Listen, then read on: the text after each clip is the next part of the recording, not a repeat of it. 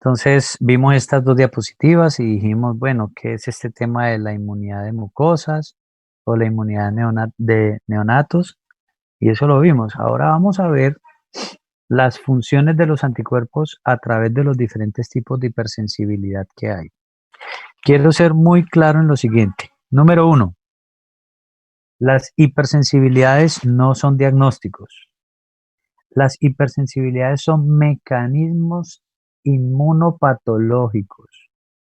Por ejemplo, ustedes van a ver aquí que hay 4 tipos de hipersensibilidad. Está la tipo 1, la tipo 2, la tipo 3, la tipo 4. Pero yo no puedo diagnosticar a una persona con hipersensibilidad tipo 1. No. Yo como médico puedo interpretar lo que el paciente le está pasando y saber fisiopatológicamente qué mecanismo le está produciendo la enfermedad que él tiene. Entonces miremos aquí en detalle este cuadrito. En este cuadrito se ve que existen 4 tipos de hipersensibilidad. En la hipersensibilidad tipo 1, el mecanismo está basado en la presencia de anticuerpos de tipo IgE.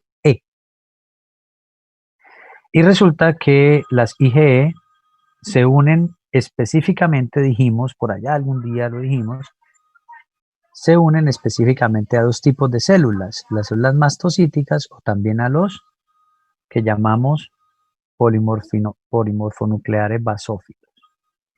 Cuando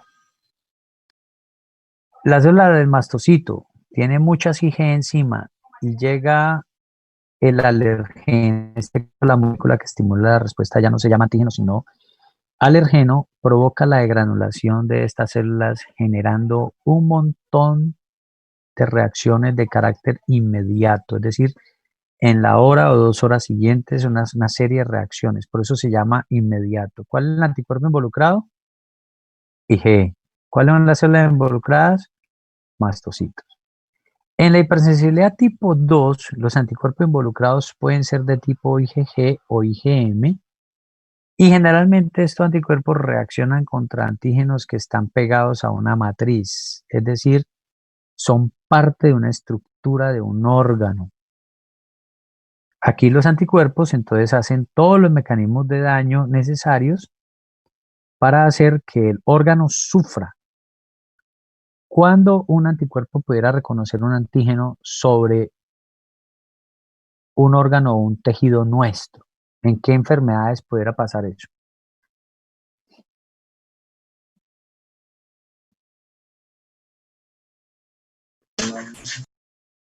¿Perdón? Ay, qué pena molestar, ¿no se puede volver a repetir la pregunta? Qué pena. A ver, vamos a la hipersensibilidad. Tenemos 4 tipos de hipersensibilidades. Las 3 primeras de las hipersensibilidades dependen de anticuerpos. La última es de células. Entonces, la primera, ya dijimos, el anticuerpo involucrado es IgE y las células involucradas son los mastocitos. En la segunda, los anticuerpos involucrados son IgM y IgG. En la segunda, el antígeno involucrado está pegado sobre una superficie, sobre una matriz, es decir, hace parte de una célula, hace parte de un órgano, ¿sí? Entonces, en ese orden de ideas, la pregunta que le estoy haciendo es ¿cuándo un anticuerpo pudiera reconocer un antígeno que está pegado a una matriz de un órgano nuestro? ¿Cuándo? ¿En qué enfermedades se pudiera presentar que un Autoinmunes. anticuerpo? En las enfermedades autoinmunes, correcto. En las enfermedades autoinmunes, si el antígeno está pegado a una superficie de un órgano específico, la reacción inmune se va a dar contra el mismo órgano, ¿sí? Y las manifestaciones dependerán del órgano afectado. Si, por ejemplo, se trata de infecciones, de una patología en la cual se produzcan anticuerpos contra la membrana basal glomerular, ¿cuál es el órgano donde vamos a tener la sintomatología? Riñón. El riñón. Si entonces resulta que el antígeno ya no está en la membrana basal glomerular, sino que hace parte de la sinovia, de la membrana sinovial, ¿dónde vamos a tener manifestaciones clínicas?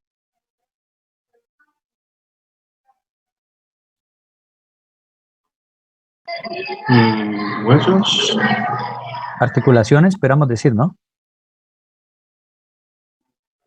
Y así, si el antígeno ya no está ahí en la membrana sinovial, sino que se ubica sobre los axones cubiertos de mielina,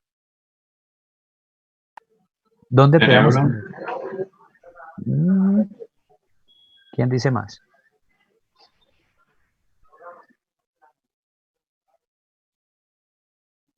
Recuerden que la mielina generalmente recubre aquellos axones involucrados en la placa motora.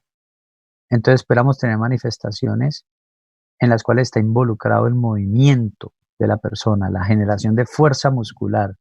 Estamos hablando de un mecanismo fisiopatogénico de la patología que conocemos como miastenia gravis. Bueno, muy bien.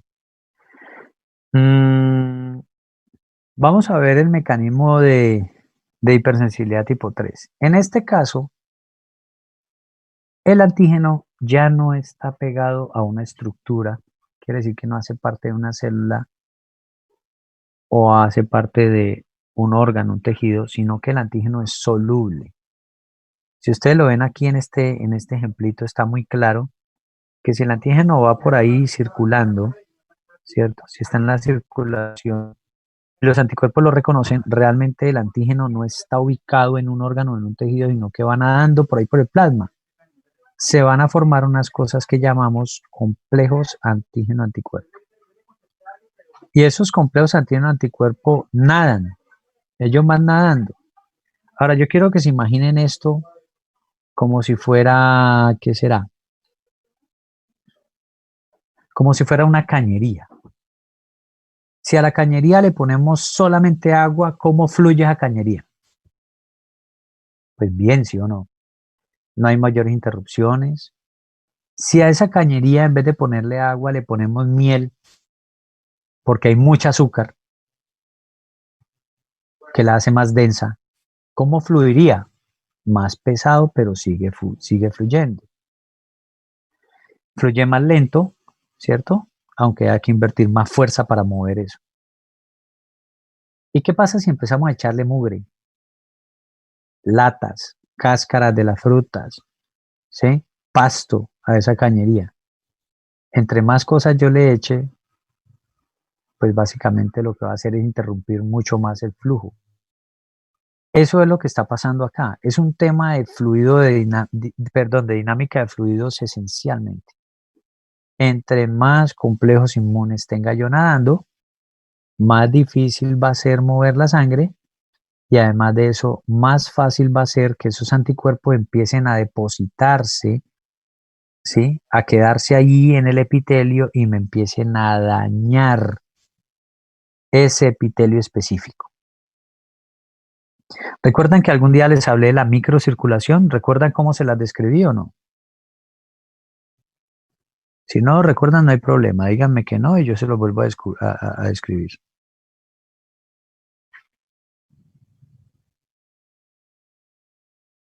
¿Quién se acuerda? ¿Cómo les describí la microcirculación?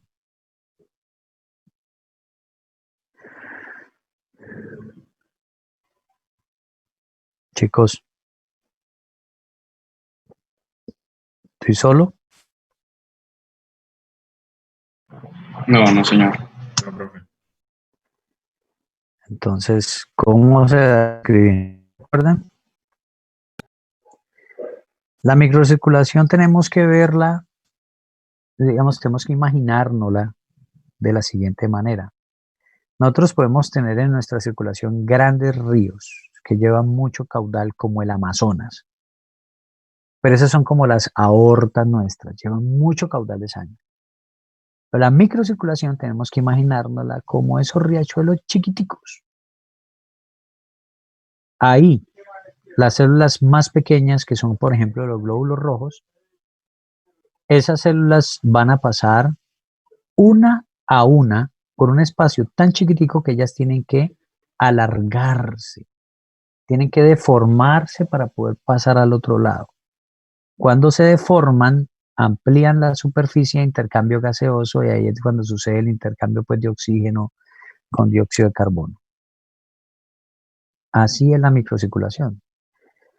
Ahora quiero que se imaginen todos esos sitios donde hay microcirculación tratando de, además de pasar esas células, tener que pasar estos complejos inmunes.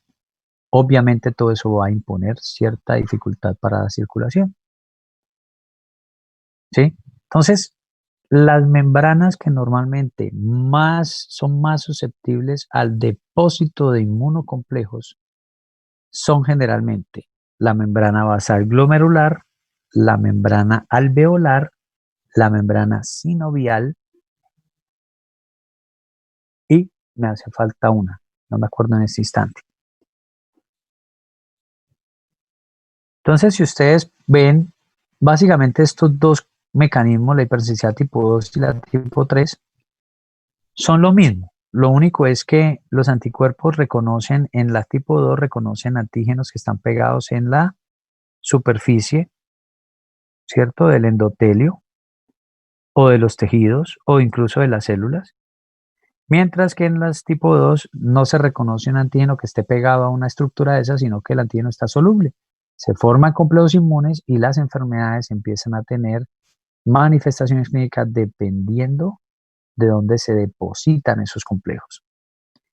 Entonces, como les dije, las membranas más susceptibles al depósito de inmunocomplejos son la membrana basal glomerular, la membrana alveolar y la membrana sinovial. El último tipo de hipersensibilidad es la hipersensibilidad tipo 4. Esta hipersensibilidad está basada en células. Se llama también retardada, hipersensibilidad de tipo retardado. ¿Por qué? Porque toma varios días montar este tipo de hipersensibilidad, ¿sí? Básicamente las enfermedades en las cuales existen anormalidades en la inflamación de tipo crónico, donde principalmente participan los linfocitos, pues son las que tienen este tipo de manifestaciones. Miremos esto es un poquito más ampliado, cómo es el tema de la hipersensibilidad tipo 1. Entonces aquí está, por ejemplo, una célula mastocítica y acá está la célula, la mastocítica, este es el mastocito que tiene anticuerpos de tipo IgE pegados en su superficie. Cuando llega el antígeno, generalmente un antígeno de tipo policarbohidrato, este causa que el contenido de los gránulos se salga. Y miren lo que pasa. El mastocito libera todo su contenido quedándose sin gránulos adentro. A este fenómeno se le llama degranulación. Y lo que sucede es que si libera todo el contenido de estas células. Voy a recuperar entonces ahora donde estábamos en la presentación de inmunopatología, que íbamos a pasar al tema de alergias y enfermedades infecciosas. Bueno, la primera entonces de esas manifestaciones de alergia y enfermedad infecciosa son las alergias mediadas por IgE. Entonces ya sabemos que clínicamente la inmunoglobulina E es una inmunoglobulina que no se asocia, pues típicamente, a algún proceso positivo dentro de un organismo, sino que realmente se asocia a un problema patológico. Cuando a uno le ordenan o uno ordena un recuento de IgE, está detrás de dos cosas: saber si este paciente tiene o no tiene IgE elevada que se puede asociar a enfermedades alérgicas o respuestas inmunes a parásitos de tipo helminto. Aquí hay una serie de reacciones o enfermedades que están mediadas por hipersensibilidad asociada a IgE. Es la hipersensibilidad inmediata. Estamos, por ejemplo, la anafilaxis sistémica. Esta es una enfermedad, esta es una manifestación clínica donde normalmente el estímulo son medicamentos a los cuales somos alérgicos, a los venenos o a algunos alimentos como el maní, por ejemplo, o incluso una cosa muy vieja que antes se hacía, que era la enfermedad del suero. ¿Qué es lo que pasa? Estos medicamentos, estos venenos entran por vía intravenosa o también a través de ingesta oral, ¿cierto?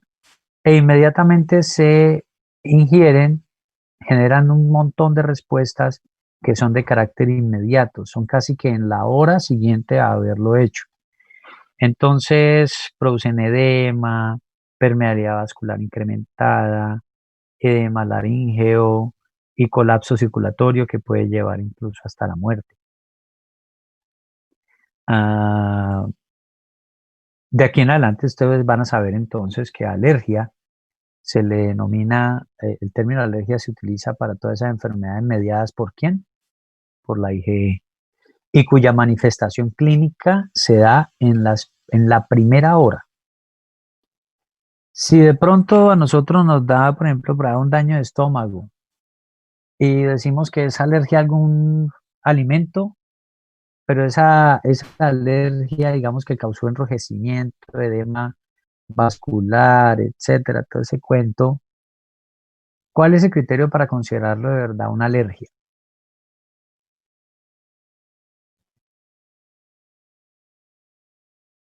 Que tenga IgE elevada, ¿no? Que haya IgE, correcto. Y lo segundo, el tiempo en que se presenta. Como lo vamos a ver más tarde, hay algunas alergias que no se presentan tan rápido, pero esos son fenómenos muy raros. Lo normal es que una alergia se presente, toda la sintomatología de la alergia se presente en la hora siguiente al contacto con el alergeno. Esa es otra característica importante. El antígeno involucrado en un proceso alérgico ya no se llama antígeno, sino que se llama alergeno. Los alergenos son por definición, ya lo dijimos algún día atrás, los alergenos son por definición antígenos que normalmente son inocuos, es decir, que no causan ningún tipo de daño. Son ubicuos, es decir, pueden estar en cualquier parte, pero que bajo ciertas circunstancias los seres humanos hacemos un cambio de isotipo que no es de IgM a IgG, como típicamente debe suceder, o a IgA, sino que sucede de IgM a IgE. Y entonces en ese momento nos hacemos alérgicos a esa molécula. El ejemplo clásico de esto son los ácaros del polvo. Normalmente no deberíamos tener una respuesta dañina contra los ácaros del polvo, pero hay personas como yo, por ejemplo, que soy el mejor detector de ácaros del mundo. Donde haya ácaros, yo empiezo a estornudar. Y no es a los 2 días y a los 3 días, es inmediatamente. ¿Por qué? Porque yo soy alérgico a los ácaros. Tengo IgE y las manifestaciones de mi alergia a los ácaros empiezan inmediatamente, entro en contacto con ellos. Está la urticaria, está la rinoconjuntivitis estacional, esta es contra el polen, por ejemplo, ¿cierto? De algunas plantas. Está el asma, las alergias alimentarias, todas mediadas por IgE y cuyas manifestaciones clínicas suceden inmediatamente. Entonces, ¿cómo sucede el tema de uno volverse alérgico a algo? Básicamente, digamos que en este ejemplo, como se ve en esta figura, el alergeno entra por la vía aérea y la primera vez que entramos en contacto con él, sucede un cambio de isotipo erróneo. Quiere decir que esta célula plasmática debería empezar a producir IgM y luego IgG, pero por alguna razón todavía desconocida, el cambio de isotipo no sucedió de IgM a IgG, sino que en vez de eso se empezó a producir fue IgE. Inmediatamente nos volvemos hipersensibles a ese alergeno. ¿Por qué razón? ¿Por qué razón nos vemos hipersensibles? Porque resulta que se produce inmunoglobulina E y la inmunoglobulina E va y se pega a los mastocitos. Cuando se pega a los mastocitos, durante un segundo encuentro con el alergeno, se va a inducir la degranulación del mastocito. Los mastocitos son ricos en histamina, tromboxanos, leucotrienos y un montón de moléculas más que llamamos vasoactivas. Son moléculas que provocan vasoconstricción primero y luego vasodilatación, de tal manera que producen edematización, enrojecimiento, piquiña, bueno, todas las manifestaciones clínicas de una alergia. Pero, ¿qué es lo que debió haber sucedido antes de llegar a la degranulación? Un primer encuentro con el alergeno que induce un cambio de isotipo erróneo de IgM a IgE. Cuando se produce la IgE, entonces inmediatamente esa IgE se va a depositar sobre los receptores de Fc que tienen los mastocitos y en un segundo encuentro con el alergeno, el mastocito se va a degranular produciendo todos esos efectos. ¿Cuál es el problema realmente? No sé si tengo una figura con eso. No, creo que no. Pero aquí está. Estos mastocitos generalmente están recubriendo todo el epitelio respiratorio en este caso. De manera que cuando vuelve a llegar un mastocito, perdón, un alergeno, ellos no necesitan sino el contacto con el alergeno para poder degranularse. ¿Está claro eso? Entonces miremos, aquí está Sí, señor. de nuevo está esta célula plasmática produciendo IgE. Esas IgE se van a recubrir a los mastocitos. Cuando llega el alergeno, eso es suficiente para producir la degranulación. Es básicamente eso, la degranulación. Ahora, ¿qué contienen los